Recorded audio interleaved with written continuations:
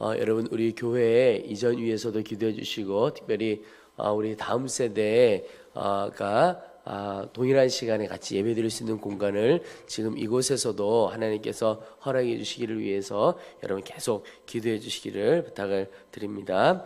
또 오늘 성령 집회 위해서 기도했지만 우리 교회가 온 성도들이 주님을 사랑하고 또 주님 앞에 뜨겁게 기도하는 기도자들로 일어서는 일을 위해서도 여러분 계속 같이 기도해 주시기를 바랍니다. 이제 이번 주일에는 우리 성탄절 바로 전 크리스마스 이브가 되겠고 또 월요일에 성탄절로 우리 예배로 모이게 되겠습니다. 성탄절을 맞이하면서 예수님께서 우리 가운데 오신 기쁨이 우리 모든 성도들 안에 또 이 모든 땅 가운데 있었으면 좋겠다 하는 마음이 들고 또 이를 위해서도 여러분 함께 기도해 주셨으면 좋겠습니다. 그런데 예수님께서 이 땅에 오셔서 구원의 놀라운 역사를 이루어 주셨고 하나님의 일을 잘 감당해 주셨는데 그러나 예수님께서 혼자 그 일을 하신 것이 아니고 하나님께서는 하나님의 일을 하기 위하여 하나님의 사람들을 부르시고 쓰셨던 것을 보게 됩니다. 오늘 본문에도 보면 마리아라고 하는 한 소녀가 하나님께서 쓰셨던 귀한 사람 중에 하나입니다. 그런데 이 마리아가 예수님을 잉태하게 되는 이 천사가 마리아에게 와서 그 이야기를 하게 되는 장면을 보면서 하나님께서 마리아를 택하시고 귀하게 쓰셨지요. 그런데 무엇 때문에 하나님께서 마리아를 부르시고 또 어떻게 하면 하나님께서 쓰시는 귀한 사람이 될 수 있을까 하는 것을 몇 가지를 보게 됩니다.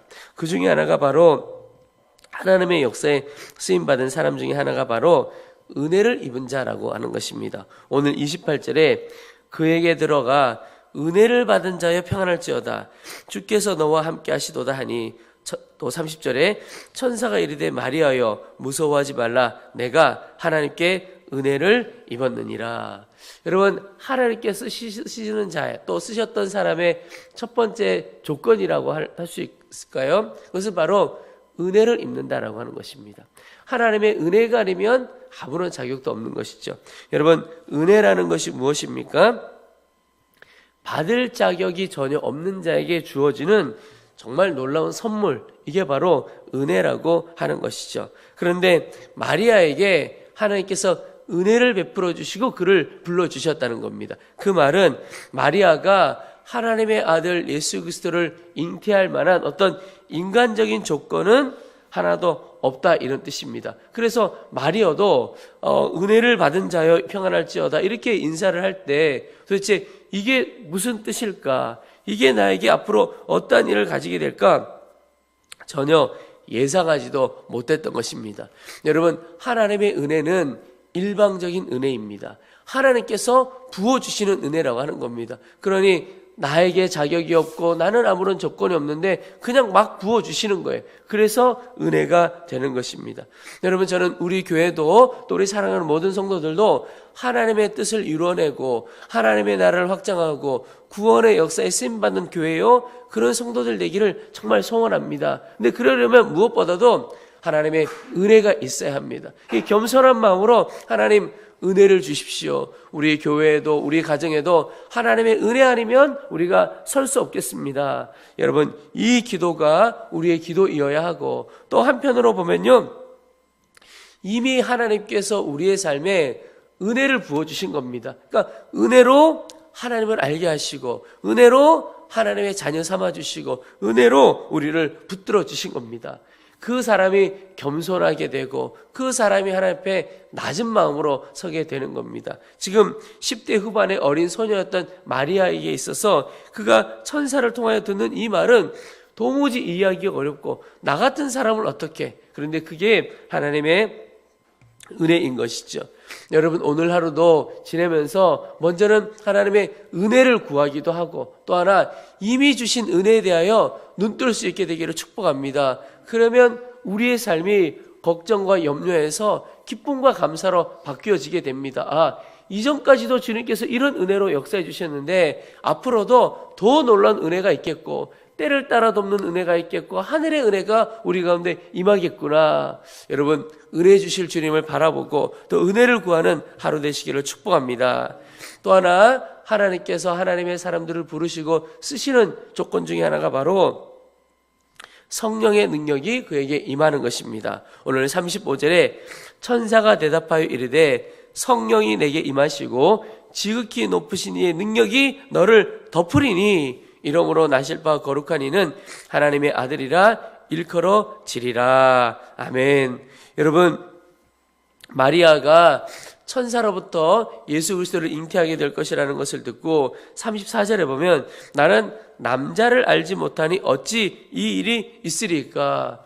아니, 이 마리아가 보니까 아들을 갖게 된다고 하는데 그러면 뭔가 결혼을 해야 하고 이런 일이 있어야 되죠. 그런데 마리아는 그렇지 않았는데 내가 어떻게 이런 일을 경험하겠습니까?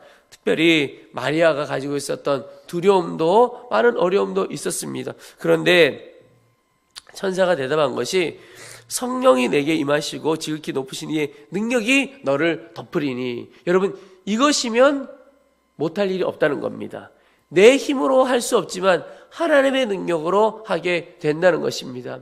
우리가 찬양도 나의 약할 때 하나님께서 강함이 되시고 또 나의 부족할 때 하나님께서 풍성함이 되시고 나의 연약함 속에 하나님의 강함이 드러나시고 우리가 찬양도 하고 입술로 고백하는 것처럼 여러분, 하나님께서 우리를 쓰시는 조건 중에 하나가 우리의 힘과 능력이 아니라는 것입니다. 그저 주님께 온전히 사로잡혀서 성령께서 그 위에 임하시면 되는 겁니다.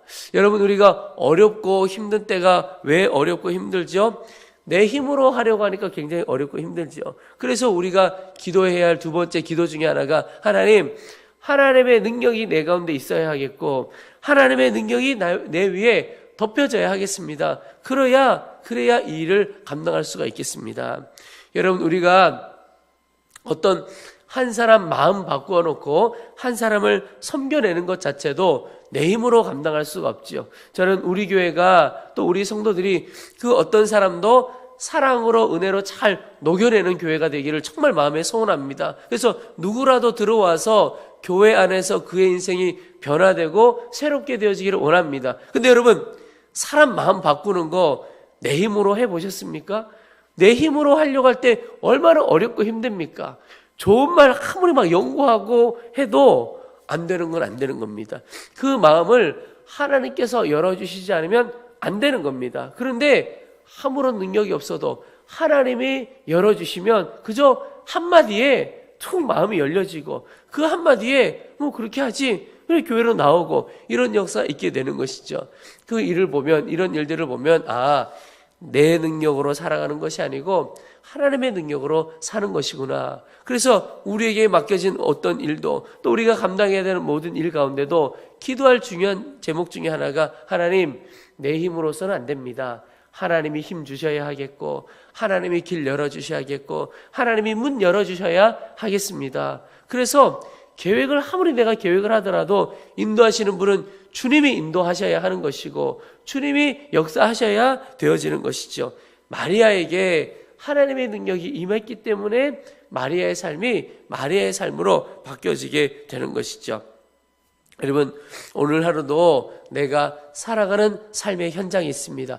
그 삶의 현장이 나의 사명의 현장입니다. 나의 선교지인 것이죠. 선교사님들만, 눈에 보이는 선교사님들만 저 오지 이런 곳으로 가서 사역을 감당하고 그것이 사명지인 것이 아니라 우리가 살아가는 모든 성도들에게 있어서 오늘 내가 밟는 땅이 선교지고 사명지고 내가 만나는 사람들이 나의 선교의 대상이고 나의 사랑의 대상이고 사역의 대상입니다. 근데 그 모든 이들을 사랑하고 품고 내가 감당해야 될 그 모든 사역과 사명 주의 능력으로만 감당할 수 있습니다.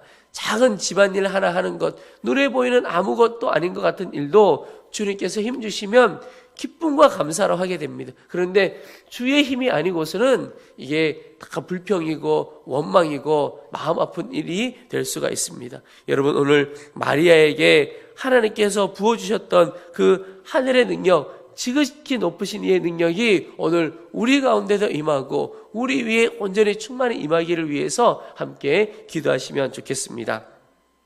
오늘 세 번째 기도할 것, 또 하나님께서 부르신 자들 위해 부으시는 은혜요 쓰시는 조건 중에 하나가 말씀대로 순종하는 것입니다. 오늘 38절 말씀에 마리아가 이르되 주의 여종이오니 말씀대로 내게 이루어지이다 하매 천사가 떠나가니라 그랬습니다.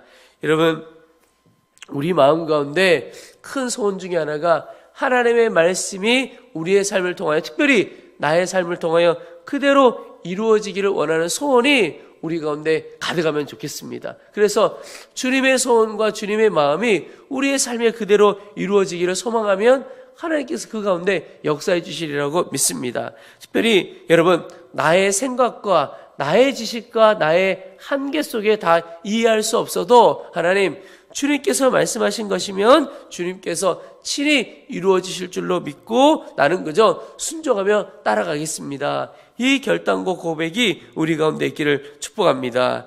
하나님께서 천사를 통하여 말씀해 주셨을 때에 마리아로서는 도무지 이해가 되지 않는 겁니다. 그런데 이해되지 않고 두려워하는 그 마리아에게 천사가 37절에 대저 하나님의 모든 말씀은 능하지 못하심이 없느니라, 이렇게 이야기를 합니다. 그리고는 마리아가 그 말씀을 듣고 주의 여종이오니 말씀대로 이루어지이다. 여러분, 정말 하나님 앞에서 쓰임받는 인생, 또 복받는 인생이 어떤 인생이냐?